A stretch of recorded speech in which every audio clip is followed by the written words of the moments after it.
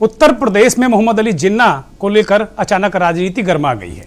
तमाम बयानात सामने आ रहे हैं, चाहे यूपी के मुख्यमंत्री योगी आदित्यनाथ हों, चाहे असदुद्दीन ओवैसी या फिर अखिलेश यादव। किसी ने बयान दिया, किसी ने कटाक्ष किया और किसी ने यहां तक कह दिया कि जिन्ना अगर पीएम होते तो देश का बंटवारा नहीं होता। ये बयान अपने आप में एक सवाल है। आज हमारा मंथन इसी पर, जिन्ना से फायदा किसको।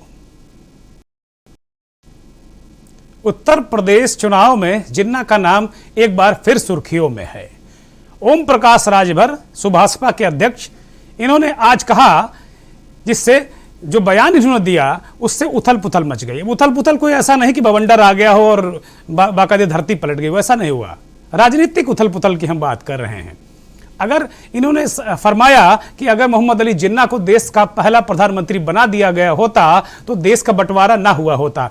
इससे पहले अखिलेश यादव ने 31 अक्टूबर को हरदोई की एक सभा में जिन्ना को लेकर बयान दिया था। उसी दिन पटेल का जन्मदिन भी था। उन्होंने पटेल और नेहरू से जिन्ना की तुलना कर दी थी और ये कहा था कि जिन्ना भी राष्ट्रवादी थे, राष्ट्रभक्त थे और आज़ादी की लड़ाई में जिन्ना का भी बहुत बड़ा योगदान था। अखिलेश की इस बयान को लेकर हफ्ते भर उत्तर प्रदेश की राजनीति गरमाई रही और अभी 2 दिन से बमुश्किल यहाँ का जो चुनावी मोड है वो दवाई, पढ़ाई, सिंचाई, कमाई पर धीरे धीरे आने लगा था कि एक बार फिर ओम प्रकाश राजभर ने जिन्ना को प्रधानमंत्री बनाने वाला बयान देकर उत्तर प्रदेश की राजनीति को फिर एक बार डिरेल कर दिया। हालांकि राजभर का बयान हमने सुना तो वो आगे बहुत सारी बातें कह रहे हैं, लेकिन अब मीडिया तो मीडिया है। जो करक्स होता है उसी को पकड़ती है, जो बिकाऊ होता है उसी को बेचा जाता है। ओम प्रकाश राजभर ने क्या फरमाया, जरा सुनिए। देश के पहले प्रधानमंत्री जिन्ना को बना दिया गया होता तो भारत का बंटवारा ही नहीं होता। मतलब आप इस बात से सहमत हैं उनकी बातों से? जिन्ना को देश का प्रधानमंत्री ही लोग बना दिए होते। इस बात को आडवाणी जी के विचार को पढ़िए, अटल जी के विचार को पढ़िए, जो देश के शुभचिंतक है उनके विचार को पढ़िए। वो क्यों उनकी तारीफ करते थे? वो लोग उनकी तारीफ क्यों करते थे? तो जिन्ना का नाम आते ही यार, जिन्ना आप लोगों को भूत सवार है कहा। आप लोग महंगाई पे क्यों नहीं पूछते हो? नहीं, हम पूछ रहे हैं आपसे, जिन्ना से महंगाई कम हो जाएगी? जिन्ना का नाम आते ही राजनीतिक गलियारों अच्छा नहीं, भारतीय जनता पार्टी में खाली भारतीय जनता पार्टी में अगर मुसलमान हटा दीजिए, भारत पाकिस्तान हटा दीजिए, हिंदू मुसलमान हटा दीजिए, मंदिर मस्जिद हटा दीजिए, तो भारतीय जनता पार्टी की जबान बंद हो जाती है। वही भाषा आप लोग बोलना शुरू किए हो। आप लोग देखो, महंगाई के विषय में आप अपनी सुरक्षा, पत्रकार आयोग के विषय में क्यों नहीं पूछते? जो फोटोग्राफर है उनका जो है दुर्घटना बीमा के संबंध में क्यों नहीं सवाल करते? आप जो है प्रदेश में जो एक समान शिक्षा, अनिवार्य शिक्षा लागू है, इसके लिए क्यों नहीं सवाल करते हैं? आज जो प्रदेश में अराजकता का माहौल है, नफरत की राजनीति हो रही है, उसको कैसे समाप्त किया जाए, इस पे क्यों नहीं चर्चा करते हैं? अच्छा, पेट्रोल डीजल का दाम सरकार ने घटाया है, इसको आप इस समय किस नजरिए से देख रहे हैं? इस नजरिए से देख रहे हैं कि भी उपचुनाव में जनता ने इनको शिकस्त दिया है और 50 रुपया पेट्रोल और 40 रुपया डीजल बिचवाना है तो उत्तर प्रदेश से इस सरकार को विदाई कर दीजिए और चुनाव बीतते ही पेट्रोल और डीजल का दाम आधा हो जाएगा। अब आपने सुना, शुरुआत में तो ओम प्रकाश राजभर झोंक गए कि भाई प्रधानमंत्री जिन्ना को बना देना चाहिए था, लेकिन एक मुश्किल से फ्रैक्शन ऑफ सेकेंड, 2 सेकेंड के बाद उन्हें याद आया कि भाई मामला गड़बड़ा गया है, तो एकदम पत्रकार पर चढ़ लिए। कहे भाई आप लोग महंगाई पे सवाल क्यों नहीं पूछते? जिन्ना से किसी का पेट भर जाएगा, जिन्ना से महंगाई कम हो जाएगी। और बात करते करते आ गया कि भाई पत्रकारों, तुम अपने भी हक के लिए लड़ाई लड़ो, पत्रकार आयोग की बात करो, फोटोग्राफरों का जो दुर्घटना बीमा है उनकी बात करो, पत्रकारों की बात करो, ये सवाल पूछो, महंगाई पर सवाल पूछो। तो नेता अब ये भी तय करने लगे हैं कि उनसे कौन सा सवाल पूछा जाए, कौन सा सवाल नहीं पूछा जाए। और ये स्थिति यूं ही नहीं आई है, इस स्थिति के लिए हम ही जिम्मेदार हैं, हम पत्रकार ही जिम्मेदार हैं कि ये स्थिति क्यों आई है। हमारे साथ देश के जाने माने वरिष्ठ पत्रकार और राजनीतिक विश्लेषक एस हनुमंत राव जी जुड़ गए हैं। राव सर, बहुत बहुत स्वागत है आपका के न्यूज़ पर। जिस तरीके से जिन्ना दूसरी बार उत्तर प्रदेश के चुनाव में आ गए हैं, अभी 31 अक्टूबर को बजरिए अखिलेश यादव आए थे और इस बार वो ओम प्रकाश राजभर की जानिब से आ गए हैं। जिन्ना क्या उत्तर प्रदेश की जो चुनावी राजनीति है या जो चुनावी अभियान है या जो चुनावी एक मैदान है, उसके लिए क्या जिन्ना बड़े जरूरी हो गए हैं हरमंत सर? देखिए, बड़ा अच्छा सवाल है आपका। कुल मिला के जो राजनीति हो रही है, खासकर कि 2022 के चुनाव के संदर्भ में अगर हम देखें उत्तर प्रदेश के संदर्भ में, तो एक पॉलिटिकल पॉस्चरिंग जो है वो शुरू हुई है जी। और आपने देखा होगा कि जब किसान आंदोलन चल रहा था तो पश्चिमी उत्तर प्रदेश में जो रैली हुई उसमें एक नारा लगा, अल्लाहू अकबर, हर हर महादेव जी। तो एक तरह से ये हिंदू मुस्लिम ब्रदरहुड को फिर से जगाने या उसको फिर से धार देने की कोशिश हो रही है। देखिए, थोड़ा सा पीछे अगर हम जाए तो 2017 में एक बीजेपी ने एक हिंदू कंसोलिडेशन की बात की थी और ओबीसी के कुछ वर्गों में, दलित वोटरों तक और समाज के सभी वर्गों में, आमतौर पे बीजेपी की फॉलोइंग अपर कास्ट में ज्यादा है, लेकिन बीजेपी ने 2017 में एक बहुत ही खूबसूरत तरीके से सोशल इंजीनियरिंग की और उस सोशल इंजीनियरिंग को हिंदू कंसोलिडेशन के बर्तन में जो है तमाम सारी जातियां, उपजातियां, इनको उसमें डाला। लेकिन 2017 से 2021 का जो वक्फा बीता है, अब उस डिश में काफी उबाल आ चुका है जी। और तमाम सारे लोग जो है इधर उधर छिटकना शुरू हुए हैं। तो एक जो मेजॉरिटी वर्सेस माइनॉरिटी का एक डिवाइड था, अब वो कहीं ना कहीं से किन्हीं अलग अलग कारणों से पड़ता हुआ दिख रहा है। अब उसमें एक कारण किसान आंदोलन है, एक कारण बढ़ती हुई बेरोजगारी है, एक कारण बढ़ती हुई महंगाई है, लेकिन ये इनको मूर्त रूप में वोट में तब्दील करने के लिए अलग अलग समूहों के कंसोलिडेशन की आवश्यकता है। यानी कि एक जो बड़ा मेजर चंक है जो उत्तर प्रदेश में मुसलमानों का है, करीब करीब 17 से 18% वोटर है और बहुत सारी विधानसभाओं में तो करीब करीब 40% से ज्यादा है, 40 से 45% के आसपास है। तो इनको जब तक दूसरी जातियों के साथ में जोड़ा नहीं जाएगा, अब ये कंसोलिडेशन क्या बैकवर्ड और मुस्लिम का होगा, क्या ये कंसोलिडेशन दलित अपर कास्ट मुस्लिम का होगा या किन किन जातियों का होगा, तो ये नए तरीके के कंसोलिडेशन की जुगत जो पोस्ट 2017 है, नए तरीके के कंसोलिडेशन की ये जो है सब तैयारियां चल रही हैं। इसी में आपको जिन्ना भी निकल करके आ रहे हैं और इसमें तमाम और लोग भी निकल करके आएंगे और धीरे धीरे इस कंसोलिडेशन को मजबूत करने की जो कोशिश है वो जारी रहेगी। जैसे पश्चिमी उत्तर प्रदेश में जाट और मुस्लिम को साथ में आना, अन्य जगहों पे ओबीसी मुस्लिम का साथ आना या अपर कास्ट दलित मुस्लिम का, और इसमें देखिए जो अलग अलग सियासी पार्टियां हैं वो अपनी पॉलिटिकल पॉस्चरिंग जो है अलग अलग तरीके से कर रही हैं और इसमें चूंकि अल्पसंख्यक वोट और जातियों में बटा हुआ बहुसंख्यक वोट ये दोनों प्रमुख हैं, जब तक ये दोनों साथ नहीं आएंगे तब तक चुनावी बिसात पर जीत जो है वो हासिल नहीं होगी। ठीक बात तो है। इस गणित को कंसोलिडेट करने के लिए ये बीच बीच में एक पॉलिटिकल पॉस्चरिंग हो रही है, एक मैसेज देने की कोशिश हो रही है कि साहब ये और ये जुड़ रहे हैं, ये और ये जुड़ रहे हैं, इसीलिए आपको मंच से अल्लाहू अकबर, हर हर महादेव का भी नारा लग जाता है और जिन्ना जो है अचानक प्रासंगिक हो जाते हैं और ये तमाम सारी चीजें जो हैं वो सामने आ रही हैं। ठीक बात है, ठीक बात है। हनुमान सर ने बहुत महत्वपूर्ण बात कही कि ये पॉलिटिकल पोस्चरिंग है और पोस्ट 2017 के बाद एक सिनेरियो राजनीतिक उत्तर प्रदेश में अलग तरीके का बना है। लेकिन क्या जिन्ना राष्ट्रवादी थे या जिन्ना उस दौर की क्या स्थितियां थी, क्या परिस्थितियां थी, ये जान लेना बड़ा जरूरी है, क्योंकि इसके बिना ये मंथन अधूरा है। हमारे साथ देश के जाने माने इतिहासकार प्रोफेसर कपिल कुमार जी जुड़ गए हैं। बहुत बहुत स्वागत है सर आपका के न्यूज में, आपने समय दिया इसके लिए बहुत शुक्रिया आपका सर। ये जो बार बार ये कहते हैं, अभी अखिलेश यादव ने कहा कि भाई जिन्ना ने आज़ादी की लड़ाई में बड़ा संघर्ष किया और लगातार अभी राजभर उत्तर प्रदेश के क्षेत्रीय दल के नेता हैं, वो कहते हैं कि अगर जिन्ना को प्रधानमंत्री बना देते तो शायद देश का बंटवारा नहीं हो पाता। आप इसे किस नजरिए से देखते हैं और कुल मिलाकर वस्तु स्थिति थी क्या? मेरा पहला सवाल सर ये है कि क्या जिन्ना राष्ट्रवादी थे? देखिए, ऐसा है कि 1927 से पहले के जिन्ना में और 1927 के बाद के जिन्ना में आपको फर्क करना पड़ेगा। जी। ये एक ऐतिहासिक तथ्य है कि जिन्ना ने खिलाफत आंदोलन का समर्थन नहीं किया, विरोध किया, ये कहा कि खिलाफत आंदोलन भारत के किसी भी तरीके से उसके संदर्भ में नहीं है। लेकिन 1927 के बाद से जब जिन्ना की 14 मांगे जो पूरी कम्युनल मांगों के ऊपर आधारित थी, उसको जब कांग्रेस ने रिजेक्ट किया तो जिन्ना अपनी राजनीति छोड़ करके इंग्लैंड चले गए। जी। जाने दिया होता उनको। अब इन्होंने ये शुरू किया कि देखिए ये अवसरवादी था, चला गया, हो गया, तो लियाकत अली जो है इनको वापस इंग्लैंड से लेकर के आते। जी।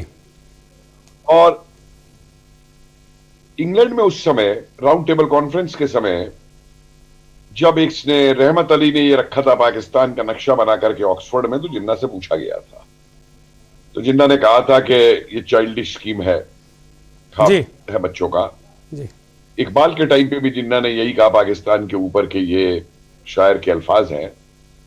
लेकिन 1937 के बाद से स्थिति जो है बहुत बिगड़ी, और बिगड़ी इसलिए कि चुनाव से पहले कांग्रेस ने इनसे एक समझौता किया जी कि चुनाव चाहे जो भी जीते हम सरकार मिलके बनाएंगे। अब मेरा एक क्या कहना और है जी कि कांग्रेस अपने आप को बहुत ही धर्मनिरपेक्ष पार्टी मानती है, लेकिन इस पार्टी ने मुस्लिम लीग से पहले 1916 में समझौता किया, उसके बाद में 1937 में समझौता कर रही है जी। और जब ये चुनाव में जीत गए तो इन्होंने इनको मंत्री नहीं बनाया, और मुस्लिम लीग चिल्लाती रही कि हमको मंत्री बनाओ, इन्होंने नहीं बनाया जी। जिसका नतीजा ये हुआ कि जब इन्होंने वर्ल्ड वॉर शुरू होने के बाद में रिजाइन किया सरकार से, तो जिन्ना ने उसको डिलीवरेंस डे मनाया था, मुक्ति दिवस कह के जिन्ना ने मनाया था 1939 के अंदर, सितंबर के अंदर जी। उसके बाद में एक चीज मत भूलिए यहां पे कि लोग केवल जिन्ना की बात करते हैं और कांग्रेस की बात करते हैं, गांधी की बात करते हैं, जो हो रही है कि उसको बना देते या उसको बना देते जी। लोग ये भूल जाते हैं कि इस पूरी परिप्रेक्ष्य में जो असली खिलाड़ी है वो अंग्रेजी सरकार है जी। वो अंग्रेज है, और अंग्रेज सन 45 से तय हो गया था कि अंग्रेज भारत में नहीं रह सकते, और माउंटबेटन को जब यहां भेजा गया तो माउंटबेटन को ये आदेश दे के भेजा गया था कि तुम्हें कांग्रेस को पार्टीशन के लिए एग्री कराना है जी। और चर्चिल से माउंटबेटन मिलते हैं आने से पहले, उनके खुद के माउंटबेटन के जर्नल में रखा है। और एक बात मैं आपको बता दूं कि मैं जो भी शब्द इतिहास का बोल रहा हूं उसको मैं सबूत के ऊपर ऐतिहासिक बोल रहा हूं, मैं इफ्स में, परहैप्स में या मे बी में कि ये हो जाएगा या ये हो जाता है उसमें बात नहीं करता हूं, जो हुआ उसका एनालिसिस करता हूं साक्ष्यों के आधार पर। तो चर्चिल ने माउंटबेटन को बुलाया और माउंटबेटन से कहा कि मेरे मुसलमान दोस्तों का ख्याल रखना जी, और माउंटबेटन ने कहा मैं रखूंगा। और उसकी वजह थी क्योंकि मुस्लिम लीग ने पूरी तरीके से विश्व युद्ध के अंदर जो है जितनी जीतोड़ सेवा हो सकती थी अंग्रेजों की उस समय जी। और माउंटबेटन का पहला उद्देश्य था भारत में आके कि कांग्रेस को पार्टीशन के लिए राजी करना, और सबसे पहले उन्होंने नेहरू को राजी किया। और आप ये स्थिति देखते हैं कि गांधी जो कहते थे कि पार्टीशन मेरी लाश के ऊपर होगा जी, वो भी बादशाह गफ्फार खान को फिर सलाह देने लग गए कि नहीं, पाकिस्तान इज ए रियलिटी और जाइए। एक बात और समझ लीजिए जो लोगों को नहीं मालूम, और इसलिए जब ये लूज टॉक होती है तो मुझे थोड़ी हंसी आ जाती है जी। 12 पार्टियों का एक गठबंधन था मुस्लिम पार्टियों का, जिसमें प्रजाकिशक पार्टी भी थी, जिसमें यूनियनिस्ट पार्टी भी थी, जिसमें इत्तेहाद सिंध भी थी, जिसमें जमायत भी थी, जिसका नेतृत्व अल्ताफ सुमरू जिसने इत्तेहाद सिंध बनाई थी 1929 के अंदर वो कर रहे थे।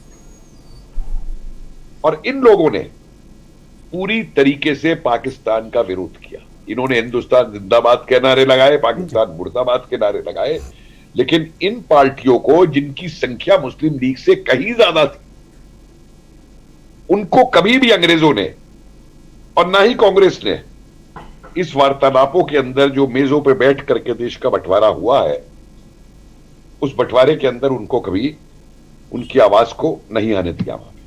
खाकसार थे।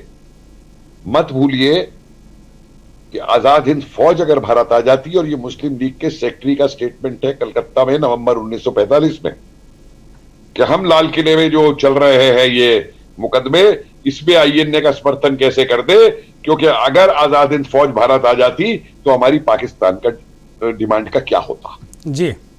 जब गांधी और जिन्ना का वार्तालाप होता है, कल ही मैंने उस पर लिखा है, मेरी किताब आ रही, तो सुभाष चंद्र बोस सिंगापुर से यह आदेश देते हैं कि गांधी और जिन्ना की जो मीटिंग है इसका पूरा विरोध करो। जी। ये मीटिंग देश के विभाजन की तरफ ले जाएगी। जी। और ये जो बात आज कही जाती है कि जिन्ना मतलब अगर दे देते प्रधानमंत्री, ये बात मालूम है कब आई? जी। जब जिन्ना पाकिस्तान बना करके, देखिए मत भूलिए ये वो जिन्ना है जिसने ये कहा था कि अगर 2 करोड़ हिंदुस्तान के मुसलमान मर भी जाएंगे तो मैं उन्हें शहीद मान लूंगा पाकिस्तान बनवाने के लिए। जी। जी। जो लोग ये कहते हैं इस बात, जी। मत भूलिए ये वो जिन्ना है जिसने डायरेक्ट एक्शन डे मनवा के लाखों कत्ल करवाए हैं कलकत्ता और उसके अंदर। जी। मार्च 1947 के अंदर लाहौर में जो कत्लेआम हुए। जी। इन चीजों को मत भूलिए। तो हुआ यह है कि जब जिन्ना बीमार पड़ जाता है पाकिस्तान बनने के बाद में, तो उसको इलाज के लिए सैनिटोरियम्स में ले जाया जाता है। जी। तो वहां वो अपनी बहन को उसकी वो बताता है कि उसको जब ये डॉक्टर एनालाइज करके देते हैं कि टीबी है उसको, तो उसकी बहन उससे पूछती है कि तुमको तो टीबी है। जी। तो जिन्ना ये कहता है कि ये बात तो मेरे को 12 साल से मालूम है। समझे आप? तो जब ये बात बाहर आ गई तो हमारे हिंदुस्तान में कुछ लोगों ने कहना शुरू कर दिया कि अगर गांधी जिन्ना को जो है वो प्राइम मिनिस्टर उस समय बना देते तो देश का बंटवारा नहीं होता। देखिए, देश के बंटवारे के लिए जिन्ना एक सिर्फ मोहरा है, ये एक वो सोच है। ठीक है। 1857 के बाद में सैयद अहमद खान ने एक किताब लिखी थी, दास्ताने गदर। जी। और दास्ताने गदर के अंदर 3 महत्वपूर्ण चीजें हैं जो सैयद अहमद ने लिखी। जी। अंग्रेजों के वो थे, मतलब नौकर थे वो, सब डिस्ट्रिक्ट मजिस्ट्रेट वगैरह। जी। पहली चीज वो लिखते हैं कि जितने मुसलमानों ने इसमें हिस्सा लिया वो बज्जात और बदमाश थे। मैं उनके शब्द बोल रहा। जी। समझे आप? कि जो देश के लिए लड़ा हिंदू मुसलमान मिलके, उस समय पहली बार बादशाह को हिंदुस्तान का बादशाह माना गया। मुगलों का पूरा हिंदुस्तान पे कभी ताकत नहीं थी। जिस बादशाह की हुकूमत चांदनी चौक की गलियों तक रह गई थी, उसको पूरे हिंदुस्तान ने, नाना साहब ने, रानी झांसी ने, तात्या टोपे ने, कंवर सिंह ने, सबने अपना बादशाह माना था। ठीक बात है। इससे अंग्रेज ठीक कर बात। रहे थे। प्रोफेसर साहब, बहुत और महत्वपूर्ण बात, मैं एक मिनट आपको रुकूंगा। बड़ी महत्वपूर्ण बात आपने बड़ी महत्वपूर्ण बात कही कि भाई जिन्ना का जाप क्यों कर रहे हो अभी? जिन्ना को ने खुद ही कहा कि भाई उन्हें 12 साल पहले टीबी थी। तो ये लोग जो गलत तरीके से उसको परिभाषित करते हैं, गलत तरीके से चीज़ों को बताते हैं, ये कौन सी मानसिकता के लोग हैं, कैसे लोग हैं और इनका मसला क्या है? तो मंथन में आज जिस बात को लेकर हम बात कर रहे हैं, मुखड़ा मंथन का यही है कि इससे फायदा किसको है। हरमन जी के पास आएंगे। Harman sir, professor Kuldeep sir ने बहुत महत्वपूर्ण बातें बताई कि जिन्ना क्या थे और क्या परिस्थितियां थी। जिन्ना एक मोहरा थे, तो फिर अब जिन्ना का जाप बार बार क्यों हो रहा है? अब फिर अगर जाप हो रहा है तो उस पर रिएक्शन क्यों हो रहा है? ये बड़ा महत्वपूर्ण है। हनुमंत सर। जी जी, देखिए प्रोफेसर कपिल कुमार साहब ने बहुत ही ऐतिहासिक तथ्यों पे जो है रोशनी डाली, और बहुत से ऐसे तथ्य हैं जो पब्लिक डोमेन में नहीं है, उनको उन्होंने सामने रखा है। तो ये जो देखिए, ये जो जाप हो रहा है, जिन्ना का जो जाप हो रहा है, इसका कारण ही है कि जिन्ना एक मोहरा थे। जैसा प्रोफेसर साहब ने कहा कि इसके पीछे असल खिलाड़ी तो अंग्रेज थे, जिनको हिंदुस्तान का बंटवारा करना था, और ये पहले से तयशुदा स्कीम के तहत लॉर्ड माउंटबेटन को भेजा गया। ये बात प्रोफेसर साहब ने अभी कही। तो कुल मिलाकर के देखिए, जो भारत में इस समय एक राजनीति करवट ले रही है, अडवाणी जी ने भी जिन्ना के मजार पे जाकर के चादर चढ़ाई, या उन्होंने जाकर के वहां उन्हें सेक्युलर का दर्जा दिया, उसके पीछे क्या कारण था? कारण यही था कि उनकी हिंदुस्तान के अंदर स्वीकार्यता बढ़े, क्योंकि उस समय बीजेपी के लीडरान जो है वो इस बात से आश्वस्त नहीं थे कि हम हिंदू कंसोलिडेशन उस बड़े पैमाने पे कर सकते हैं। तो उन्हें कहीं ना कहीं से लगा कि नहीं साहब, हमें भी एक लिबरल चेहरा दिखाने की जरूरत है। उनका कोई जिन्ना से प्रेम था, इसको मैं नहीं मानता हूं, लेकिन एक जो सोशल मैसेज देने की बात थी, इसी वजह से अडवाणी जी ने भी कहा। और आज की तारीख में भी अगर जिन्ना का कोई यहां नाम ले रहा है तो उसके पीछे भी कारण यही है कि किसी न किसी प्रकार का एक सोशल संदेश देने की कोशिश कर रहे हैं। सोसाइटी के अंदर एक संदेश देने की कोशिश कर रहे हैं अलग अलग ग्रुप्स कि साहब हिंदू और मुसलमान जो है वो अब एक ब्रदरहुड की जरूरत है और हिंदू कंसोलिडेशन जो है उसके खिलाफ लड़ने की जरूरत है, या सरकार के जो फेलियर्स हैं उसके खिलाफ एक पॉलिटिकल कुनबे को बनाने की जरूरत है। और इन्हीं चीजों के तहत जो है वो गाहे बगाहे जिन्ना का नाम आ रहा है। देखिए अखिलेश जी ने भी बहुत ही पासिंग रेफरेंस में जिन्ना का नाम लिया था, और अभी जिस तरीके से ओम प्रकाश राजभर ने भी कहा, ये भी एक तरह का पासिंग रेफरेंस था। जो लोग कहते हैं कि साहब जिन्ना प्रधानमंत्री बन गए होते तो भारत का बंटवारा नहीं होता। कुछ लोग तो ये भी कहते हैं कि साहब अगर कांग्रेस ने जल्दबाजी नहीं दिखाई होती आजादी के लिए तो जिन्ना को तो टीबी थी, जिन्ना को तो वैसे भी इस दुनिया से जो है विदा होना था। तो ये सारी बातें देखिए आती रहेंगी। ये तो आप इतिहास में जो कुछ घटित हो गया उसके बाद ये सारी उसकी मीमांसा है। लेकिन प्रोफेसर साहब बहुत कुछ महत्वपूर्ण तथ्यों पर प्रकाश डाल रहे थे। मुझे लगता है कि शायद उनकी बात को हमें और ज्यादा सुनने की कोशिश करनी चाहिए, क्योंकि वो बड़े महत्वपूर्ण तथ्यों को बता रहे हैं और हमारे दर्शकों को भी शायद ये सारी चीजें जो है वो, और उनका अगर इसमें कुछ पॉलिटिकल टोन भी हो हिस्टोरिकल टोन के साथ में, तो मुझे लगता है कि वो ज्यादा निश्चित तौर पर। हरमन सर बहुत महत्वपूर्ण बात आपने बताई कि प्रोफेसर कपिल कुमार साहब के पास चलेंगे और शायद ही उनका लास्ट कमेंट है इस प्रोग्राम में हमारे। प्रोफेसर साहब नहीं ऐसी बात नहीं, मैं भी रहूंगा आपसे, मुझे 10 बजे जाना है दूसरे चैनल पे, मुझे दिक्कत नहीं है।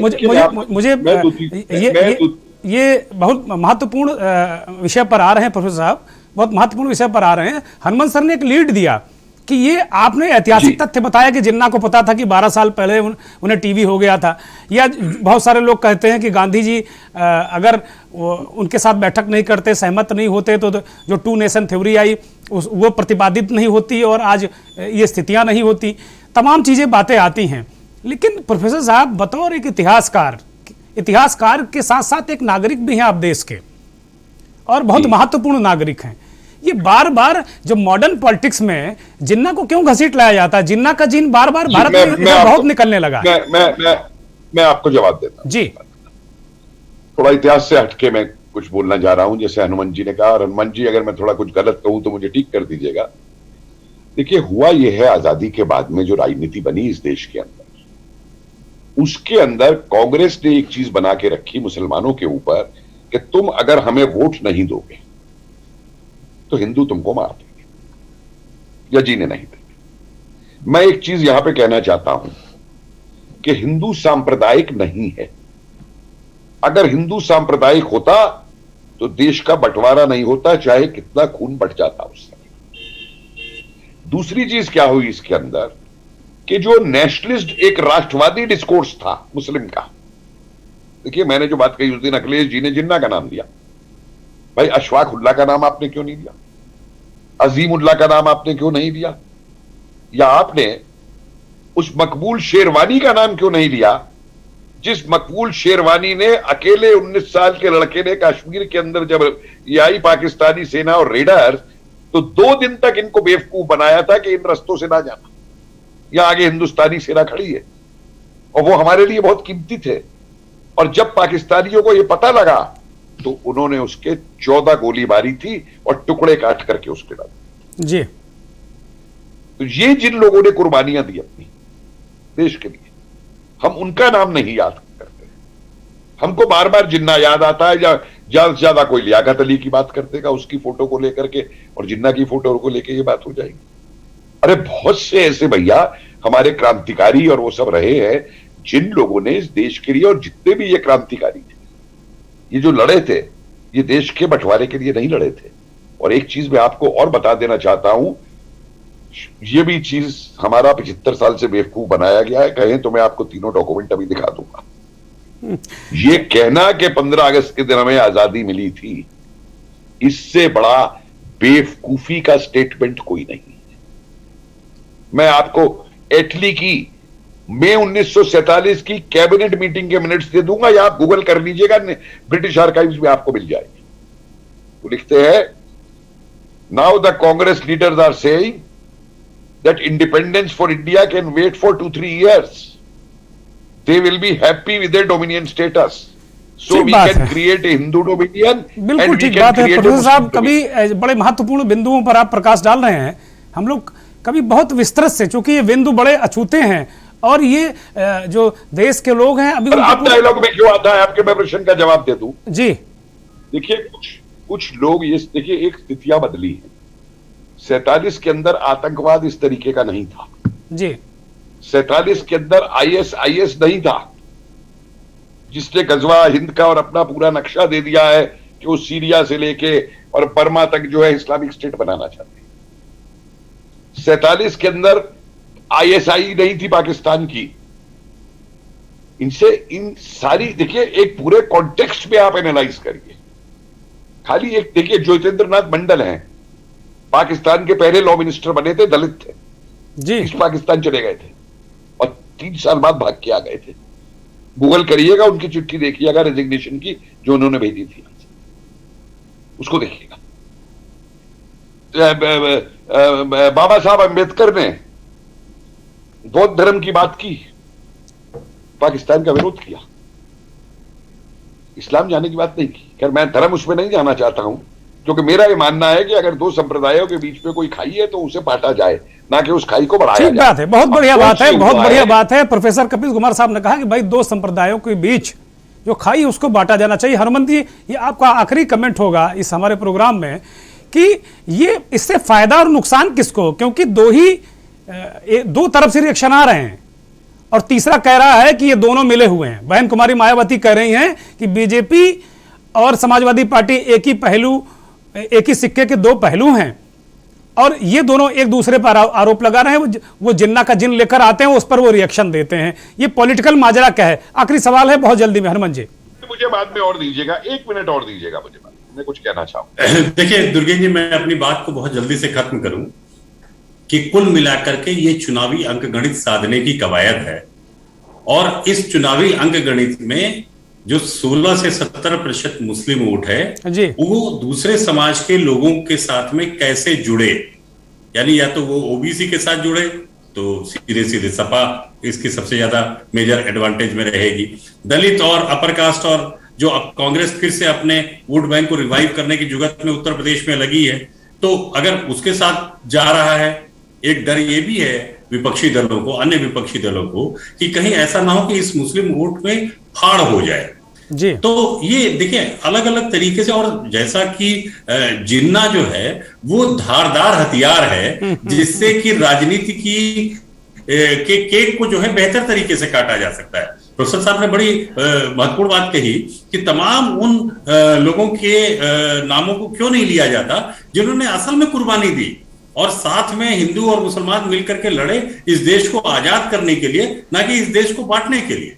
जिन्ना ने जो कवायद की वो तो देश को बांटने के लिए की थी, लेकिन जो हथियार है जिससे कि आप एक जिसको कहते हैं कि मारक मैसेज दे सकते हैं, वो आप अशफाक उल्लाह खां या मौलाना अबुल कलाम आजाद या जो लिबरल मुस्लिम्स थे उनके नाम पर आप नहीं दे सकते हैं। बिल्कुल ठीक तो है। इसलिए पॉलिटिकली जो है जो पार्टीज हैं वो गाहे बगाहे दबी जुबान पे जिन्ना का नाम इसीलिए लेके आती हैं कि कहीं ना कहीं से इस कंसोलिडेशन को वो ज्यादा मजबूत कर सकें, जब वो ये देख रही हैं कि अब अलग अलग समुदाय जो है अलग अलग कारणों से छिटक रहे हैं, तो उस छिटके हुए वोट समूह को कैसे हम अपने फोल्ड में ले, इसकी कवायद। बहुत महत्वपूर्ण बात हनुमान जी ने क्रक्स दिया। प्रोफेसर साहब, हनुमंत जी ने कहा कि ये जिन्ना धारदार हथियार हैं। आपका इस पर कमेंट? जिन्ना धारदार हथियार हैं। मैं सिर्फ एक सवाल पूछना चाहता हूं, जो मैंने इस्लामिक कॉलेज चेन्नई के अंदर अपना स्पीच देते हुए कहा था, करीबन 2000 मुस्लिम युवा बैठे थे। मैंने एक सवाल पूछा था, मैं कहा देखिए मैं मानता हूं कि मुसलमानों में गरीबी है, मैं मानता हूं उनमें बेरोजगारी है, लड़की एमएससी कर ले तो लड़का नहीं मिलता, पैसा नहीं है उनके पास, लेकिन मुझे एक बात का जवाब दे दीजिए कि जो आपके नाम पे राजनीति करते हैं मुसलमानों के ठेकेदार बनके, उनके कुनकों पे इतनी जायदाद कहां से आ गई? उनके बच्चे कैसे अमेरिका में पढ़ते हैं जाकर के? उनको पैसे की क्यों कमी नहीं है? और मैंने कहा जिस दिन आप अपने इन ठेकेदारों के जो धर्म के नाम के ऊपर आपको राजनीति लेकर के और अपने कुनबों को बढ़ाते हैं, उनके गले में हाथ डाल के ये पूछ लेंगे सवाल उस दिन ये हिंदू मुस्लिम का सवाल खत्म हो बहुत बढ़िया बात, बहुत बढ़िया बात। आप दोनों मेहमानों का बहुत बहुत शुक्रिया हमें समय देने के लिए और बहुत महत्वपूर्ण बातें करने के लिए। आप दोनों मेहमानों का बहुत बहुत शुक्रिया। हमारे दर्शकों को हनुमंत जी ने और प्रोफेसर कपिल कुमार ने बहुत अच्छी तरीके से एम्पावर किया। एक बड़ी क्रक्स कपिल कुमार साहब ये कहे गए कि भाई जो ठेकेदार है ना, बस मसला यही है, हम यही बात को कहना चाह रहे थे और मंथन का जो रस है वो निकल आया कि भाई फायदा किसको? फायदा इन्हीं ठेकेदारों को है जो ठेका लेते हैं, वोट का ठेका लेते हैं, धर्म का ठेका लेते हैं, जाति का ठेका लेते हैं, नेतागिरी का ठेका लेते हैं, सड़क का भी ठेका यही लेते हैं, पुलों का भी ठेका यही लेते हैं।